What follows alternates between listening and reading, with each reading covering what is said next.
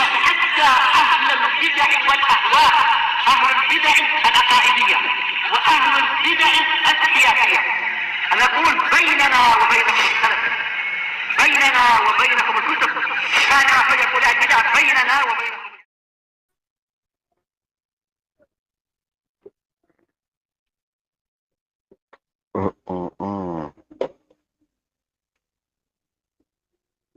Waalaikumsalam warahmatullahi.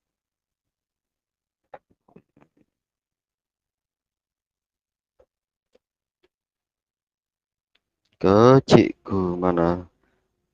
Punya cikgu Jan.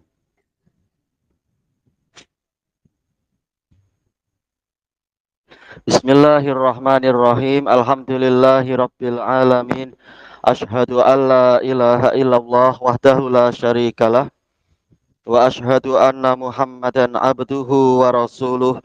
Allahumma shalli ala Muhammadin abdika wa rasulik wa ala alihi wa ashabihi ajma'in, amma ba'd.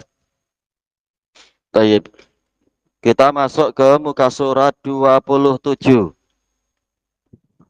Qala al-muallifu hafizahullahu ta'ala, ad-darsus samina asyar, pelajaran yang ke-18.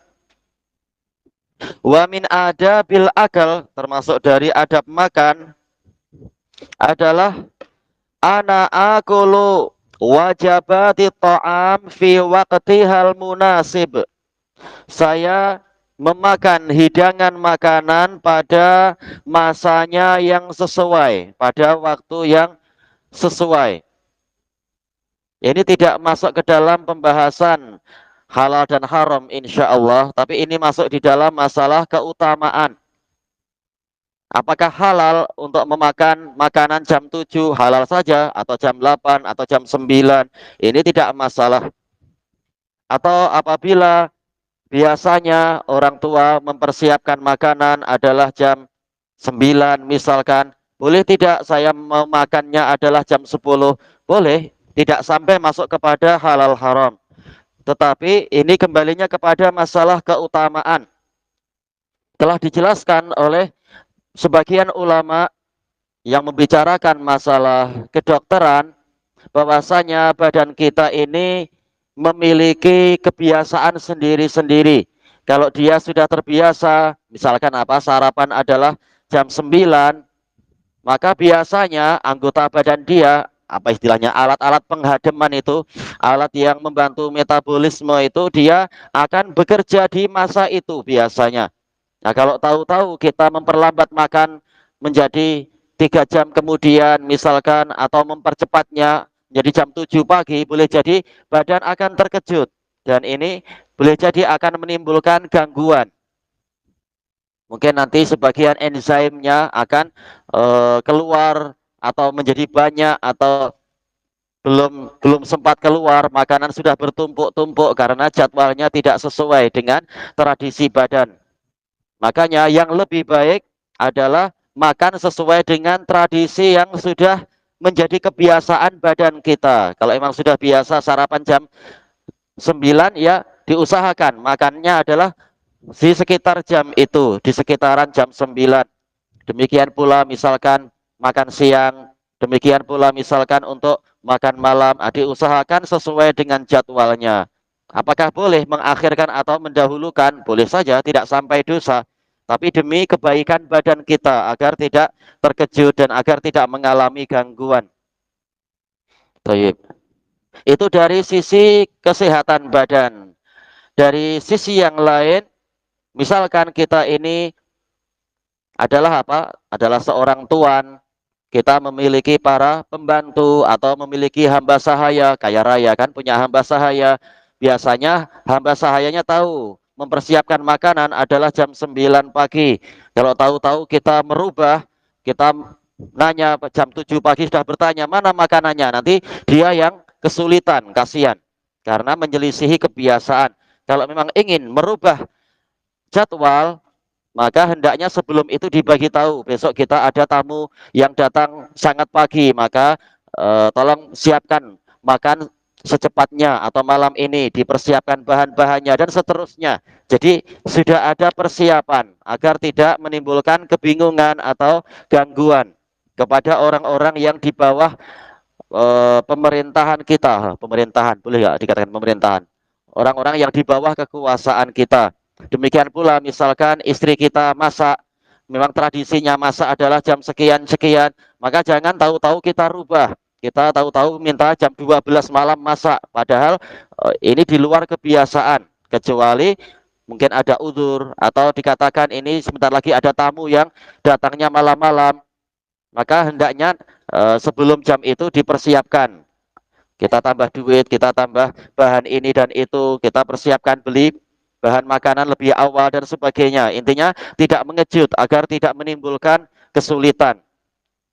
Karena apa? Agama ini didatangkan untuk memberikan kemudahan, bukan untuk mendatangkan kesulitan. Baik.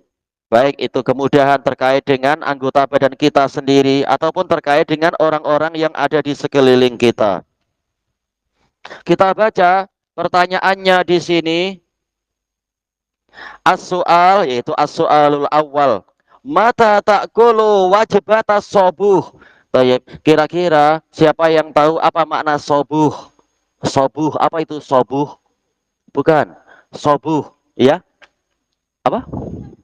Sabun, ya? Aywa, yaitu apa? Makan pagi. Sobuh itu biasanya orang Yaman mengatakan sarapan, sobuh, makan pagi. Yang lain orang Yaman mengatakan fatur. Baik. Mereka mengatakan sobuh, sobuh, yaitu sarapan, sarapan. Ya ini buku ini yang nulis orang Yaman, orang Tolik. Sobuh maksudnya adalah makan pagi. Berarti kira-kira pertanyaannya ini siapa yang akan mengartikan? Ya, ya artikan mata. Apa makna mata? Mata. Apa arti mata? Ya, mata. Iya, bila. Iya. Iya, bilakah kamu makan sarapan atau makan di waktu pagi? Wajibah yaitu hidangan, hidangan sarapan. Bilakah Anda memakan hidangan sarapan? Baik, siapa yang menjawab? Ya. Oh, bukan pertanyaannya ya atau tidak, ya. Bahasa Arabnya apa? Pukul 7. Dicoba dilatih. Pukul 7 jawab bahasa Arabnya apa? Fisaah, fisaah. Iya, sabiah, fisaati sabiah. Akal tu wajibat as-subuh fisaati sabiah. Saya memakan hidangan sarapan pada jam 7 yang memang makannya memang jam 7. Baik, mungkin sebagian tidak biasa makan sepagi itu. Kalau di Indonesia jam 7 memang sudah matahari sudah tinggi sekali. Baik, kemudian as-su'alu tsani, pertanyaan kedua. Hal tadhabu ilal halqati fis sabah duna antas tobih. Wah, ini ada lafaz-lafaz baru, dapat mufradat baru.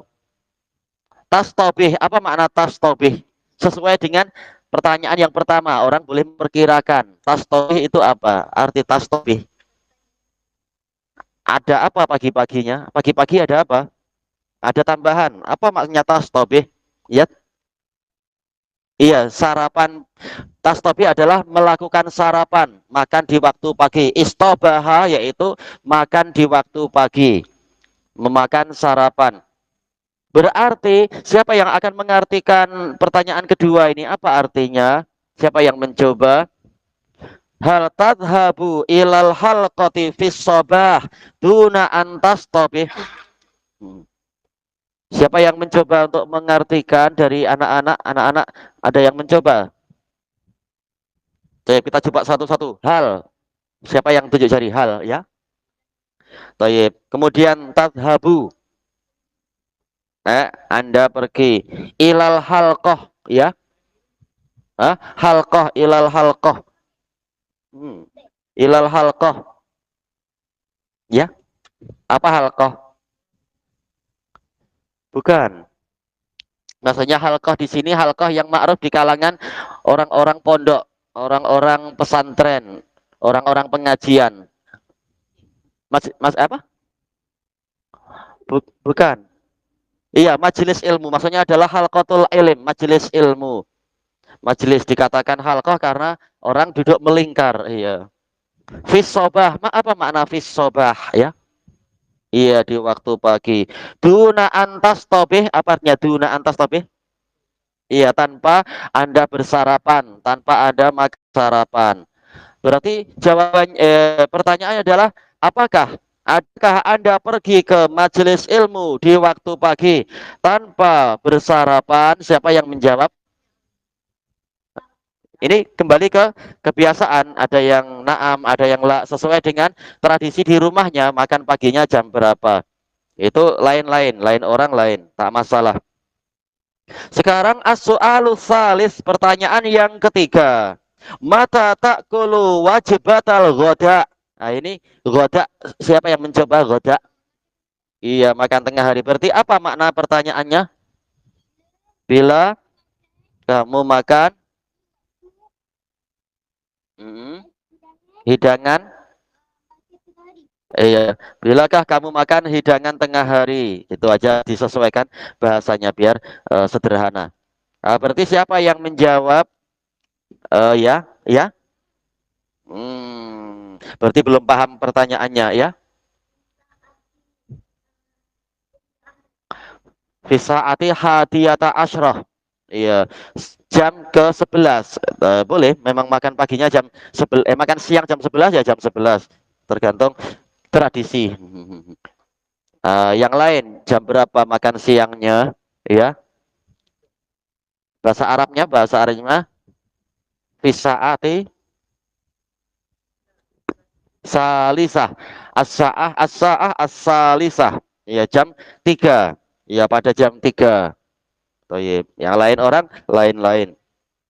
Kemudian as-su'alur rabi'. Mata ta'kulu wajibatal asya? Apa arti asya? Iya, makan malam. Berarti apa maknanya pertanyaan itu? Ya. Ya, bilakah kamu makan hidangan malam? Iya, makan di malam hari. Berarti siapa yang menjawab? Ya. Eh, ada peluru lewat. Tak ya, kuat-kuat suaranya. Lalu masuk rekaman. Siapa yang menjawab? Ya. Bisa ati Saniyata Ashraf jam 12. Kasihan. Tapi nggak tahu, mungkin tahu-tahu sudah tidur, lapar, buka buka apa? Peti ais. Bisa ati sabiah. Berarti apa? Qoblal maghrib, sebelum maghrib. Ya, lain orang lain, tak masalah, boleh. Siapa lagi yang menjawab dengan kebiasaan yang lain? Pada jam berapa makan di malam hari? Pada pukul berapa? Fisaatil asyirah. Ayo, boleh jam 11, 10 sesuai dengan tradisi masing-masing. Ya.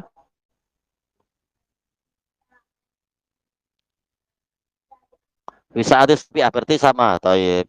Gak masalah. Kemudian as-soalul khamis, pertanyaan yang kelima. Mada sayahlaka idalam ta'il wajibat. Oh ini susah kok kalau diartikan anak-anak.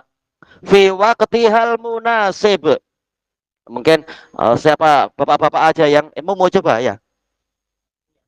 Apa yang akan berlaku pada kamu jika tidak makan? Ya, tidak makan hidangan pada waktu yang sesuai. Wah, ini calon bapak. Taib.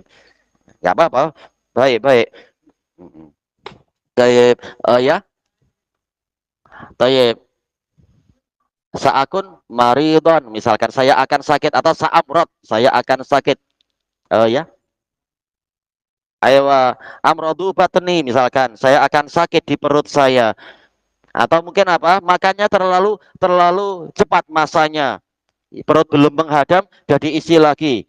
Perut belum menghadam, tahu-tahu McDonald masuk. Perut belum menghadam, tahu-tahu Subway masuk. Perut belum menghadam, tahu-tahu ada kenduri lagi. Nanti mengalami tuhmah, yaitu apa? Sakit perut karena bertumpuk-tumpuk di sini. Kilangnya belum sempat memproses.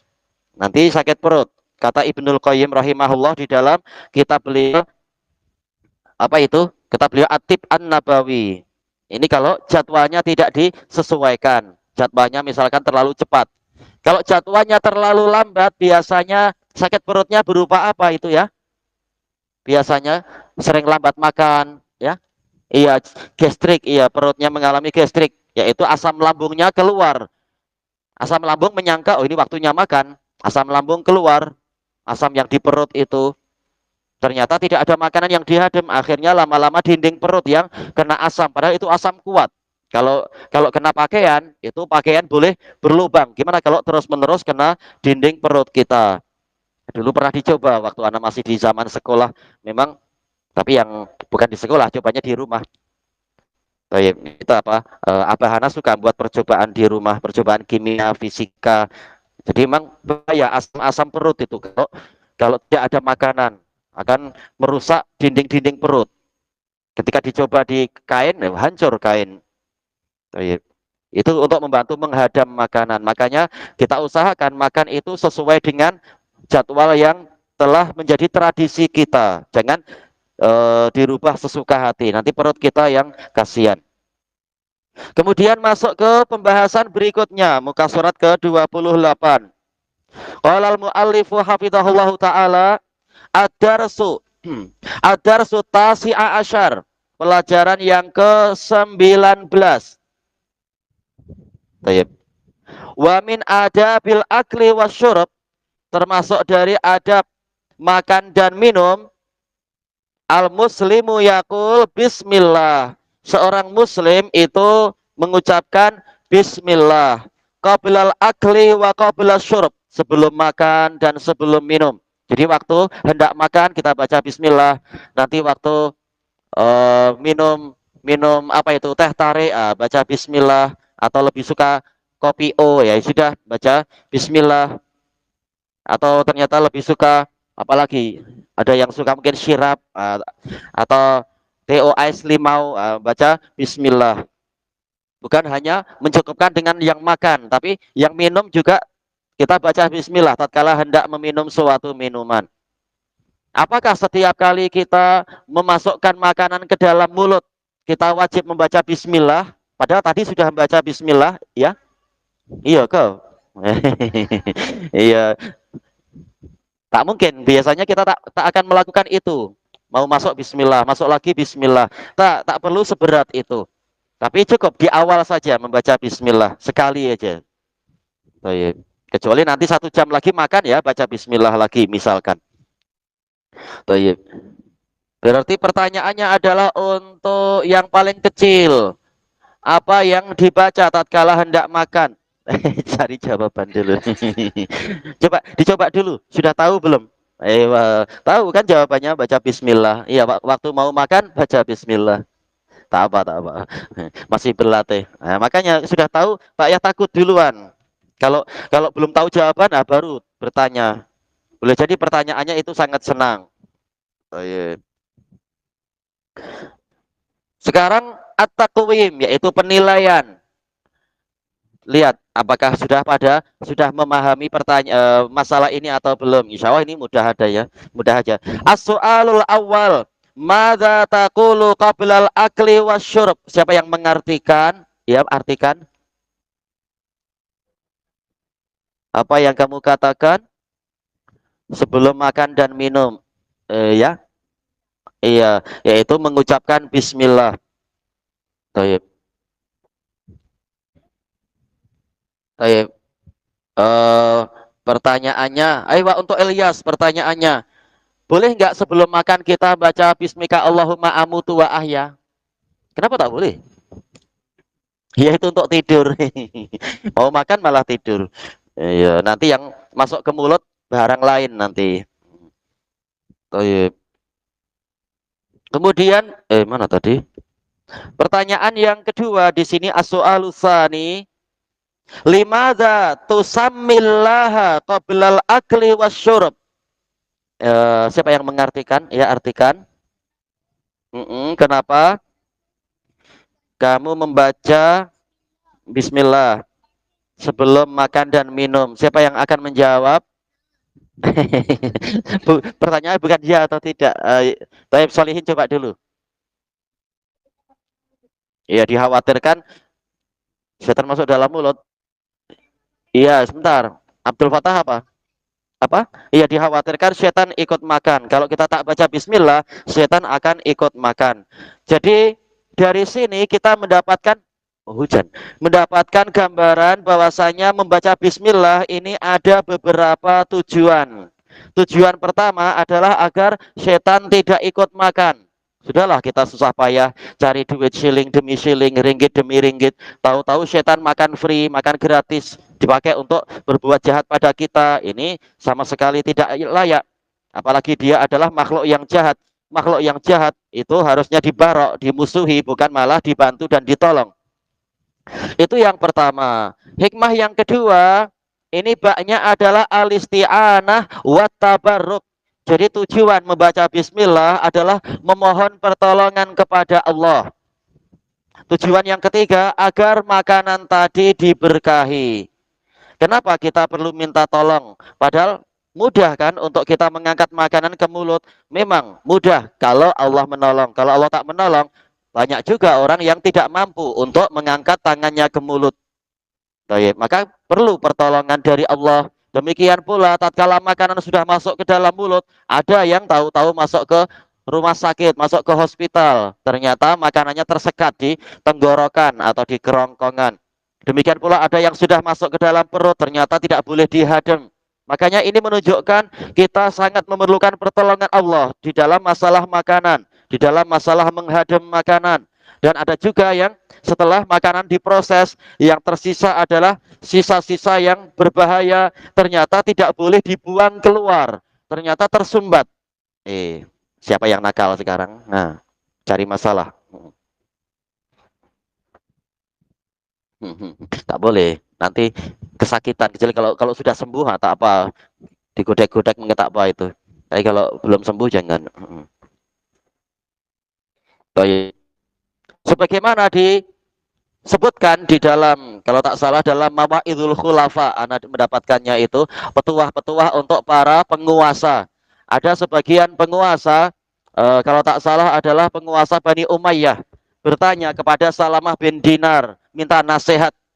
Maka beliau mengatakan, wahai Amirul Mukminin, seandainya Anda tidak mendapatkan makanan kecuali Anda mengorbankan setengah dari kekuasaan Anda, apakah Anda mau?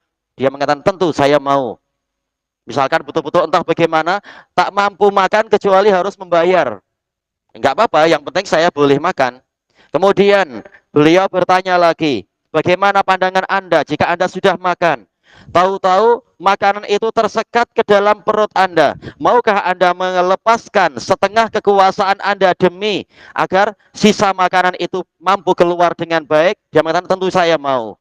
Maka Salamah bin Dinar mengatakan, kalau begitu bersyukurlah pada Allah. Allah memudahkan Anda makan, minum, dan melepaskan sisa makanan itu tanpa mengorbankan kekuasaan Anda. Ini nikmat yang besar. Nah, dia pun bergembira dengan nasihat dari ulama besar tadi, Salamah bin Dinar, tabi'in, dari kalangan tabi'in. Makanya dari awal sampai akhir kita memerlukan yang namanya pertolongan Allah dalam masalah makan dan minum. Berapa banyak orang yang tidak mampu membeli apa yang kita mampu membelinya, hanya mampu berhayal dan berharap. Berapa banyak orang yang tidak mampu untuk melakukan apa yang kita masih mampu untuk melakukannya. Makanya kita baca bismillah. Kita mohon pertolongan pada Allah di dalam segala urusan. Demikian pula yang ketiga adalah keberkahan. Dan ini sangat diperlukan. Banyak orang yang makan banyak-banyak ternyata tidak kenyang. Menunjukkan tidak diberkahi. Banyak juga orang yang makan, punya tenaga, tapi tidak mampu beribadah. Menunjukkan makanannya tidak diberkahi. Sementara orang yang lain makan sedikit, ternyata diberkahi. Badannya kuat, badannya sehat, mampu untuk sholat yang banyak, mampu untuk membaca Quran yang banyak, dan seterusnya. Mampu menolong agama Allah dengan pertolongan yang banyak. Ini keberkahan. Walaupun makanannya tidak seberapa banyak. Makanya kita hendaknya tidak lupa membaca Bismillah. Ya rahmukallah. Tayyib ilahuna wallahu a'lam.